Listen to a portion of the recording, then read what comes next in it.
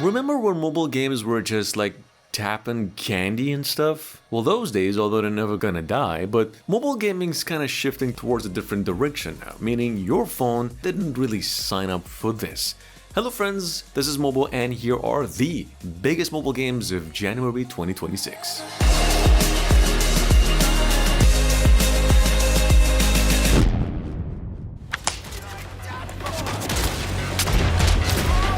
Alright, so first of all, you know that rare moment when a teaser trailer makes you sit up instead of thinking about your bank accounts? Well, Spine is kinda that game, and it's finally actually confirmed for mobile with a window. It's actually been cooking for years, delayed enough to be worrying but not cynical yet, and when it lands, it could just be one of those action games people reference for the next decade. It's pure gun-fu, John Woo, Hong Kong action cinema, and old school beat-em-up instinct smashed up with some modern technology stuff, kinda cyberpunky 2077 stuff. No loot rain, no life service stink, just combat with good camera. It's actually coming out to all platforms in the first quarter of 2026.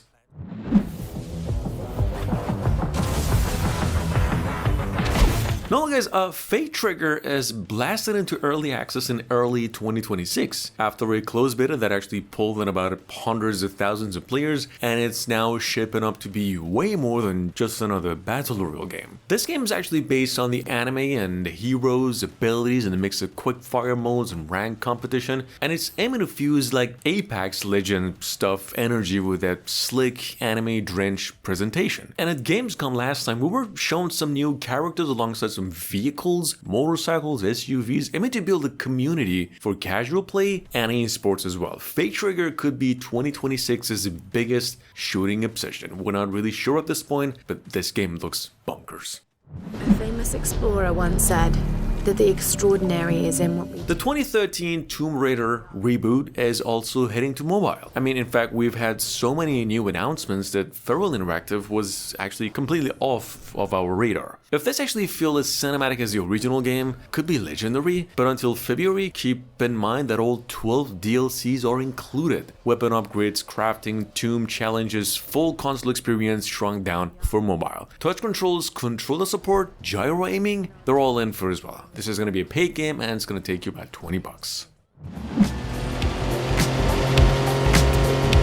You know the feeling when a game says open world and the whole thing immediately goes sus? That's how much we're hoping and expecting from Everness to Everness. It's free to play, coming to PC, PlayStation 5 and mobile, so they're casting like a wide net. Mostly at people who've spent too much time swiping on phones. Beta progress wipes, which is polite because nothing in early builds is worth saving. Controller support is a consolation prize over here for mobile players. The game will have multiple languages, it's going to be free like I said. This could be the kind of thing you sign up for just to see how it could go wrong, or hopefully come out the best way possible. It's been told that it's coming out in the first quarter of 2026.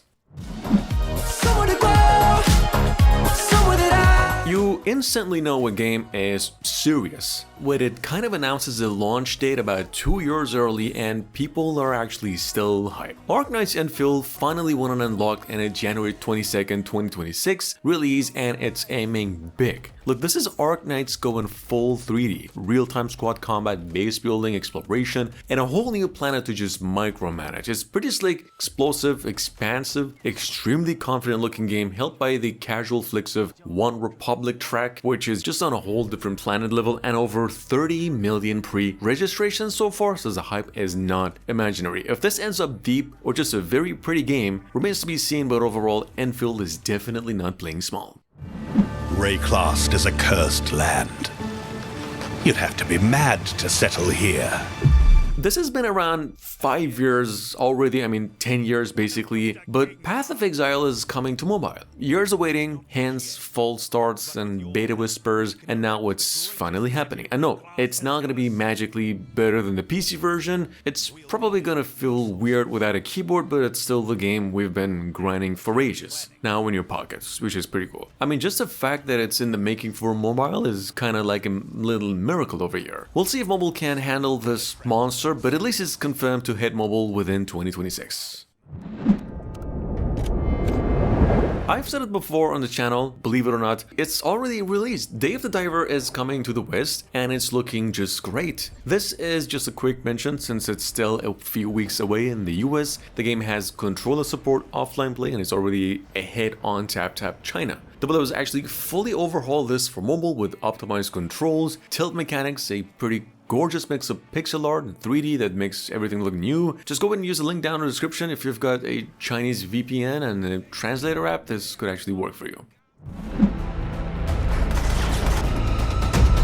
We're not really sure exactly when, but Control is coming to mobile. It's true. The same game that just went on and melted folks' GPUs a few years ago is now coming to iPhone. In fact, Remedy Entertainment's porting the whole pack as it was made. And this isn't just some random port either. They've announced the development's going pretty smooth, but honestly, if it somehow runs smoothly, it's just gonna be a miracle. Either way, Control on mobile isn't just ambitious over here, it's like borderline nuts in a good way though. High hopes for this one. Death Stranding was even a bigger release, and they somehow managed to port their game to iPhone pretty well.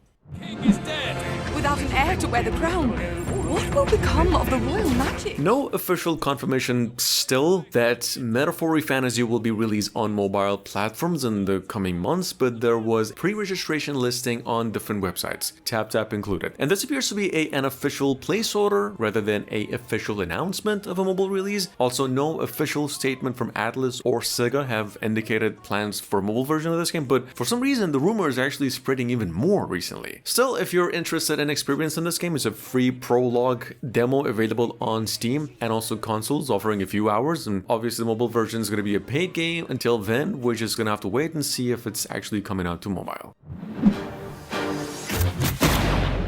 Rainbow Six Mobile is finally hitting Android and iOS on the 23rd of February. And to celebrate this announcement, developers launched a pre-registration campaign. Just go ahead and head over to the official Rainbow Six Mobile website. I've included links down in the description. Alternatively, players who already have access can use the referral program to invite friends to the game as well. With that being said, this thing is finally entering its final stage, having had closed alphas, betas, and soft launches for years, and now finally headed towards a final official release on mobiles with just a heck of a lot more content.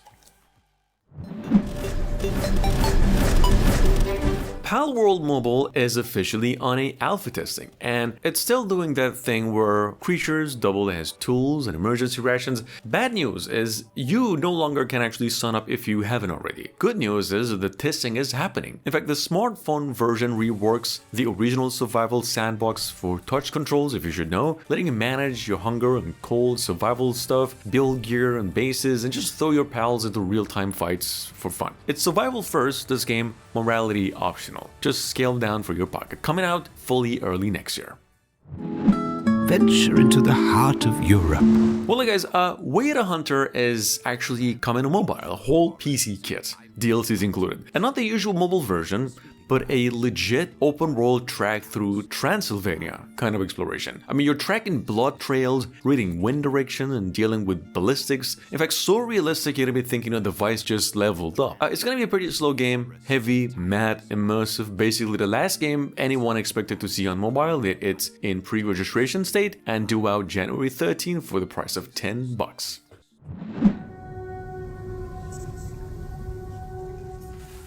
Silt number 13 is hitting mobile as well, January 20, and it is basically Playdid's Insights kind of twin, just underwater, and it's all wrong in like a good way. So here you are, a lone diver in a black and white alien ocean, drifting past these shapes that make you just reconsider even playing the game, controlling creatures, however, to solve these puzzles along the way without a single word or guidance throughout the whole journey. It's atmospheric horror, subtle and slow, the kind of game that just sneaks under your skin instead of smashing you with noise. The mobile version is going to keep the art and pacing intact, and yeah, there's a free demo at launch if you want to dip a toe into the abyss before committing the whole thing and regretting it.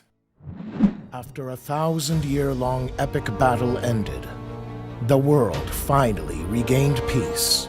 The 7 Deadly Sins origin finally locked in a release date, and it's coming out January 28 next year. I mean, yeah, you've probably seen this game's trailers more than a dozen times already, but the 7 Deadly Sins origin is just in a pretty good shape. It looks expensive, polished, very anime, which tells you almost nothing about how it's eventually going to feel to play. It's open role, it's got co-op bosses, pretty flashy combat, you know, the usual checklist, but now it's stretched across console, PC, and mobile at the same time, which pretty much always raises an eyebrow when it's about mobile. However, the whole Unreal Engine 5 is going to be headed over here, and pretty soon enough, you're going to be looking up a rehab center, because this damn thing looks addictive as it already is through the trailer.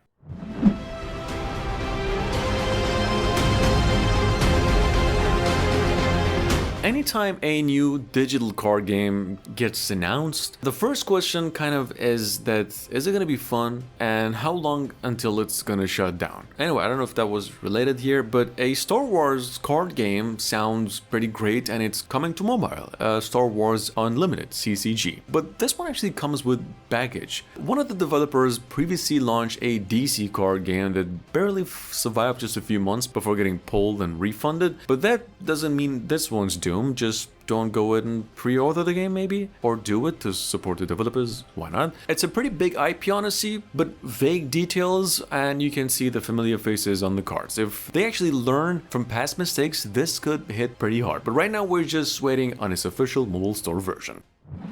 Watch out! They're flanking us on the left! And last but not least, Enanta is still on the track for mobile, and it's still just as wild considering this thing is real and it's coming to mobile. I mean, look, with this game, with Enanta, instead of being another Genshin flavored gacha game, these developers are ditching loot boxes entirely, and they're doubling down on stealing like every cool mechanic from the last decade of gaming and putting it into a whole giant free-to-play open world game. In fact, the newest trailer basically plays like a tribute band for somewhere like a Spider-Man to a Grand Theft Auto and like a Watch Dogs game, Sleeping Dogs even, and Sifu. It's just impressive seeing this thing eventually running on a phone instead of a PlayStation 5, or I guess we're gonna be finding out soon rather than later. Just keep it in mind.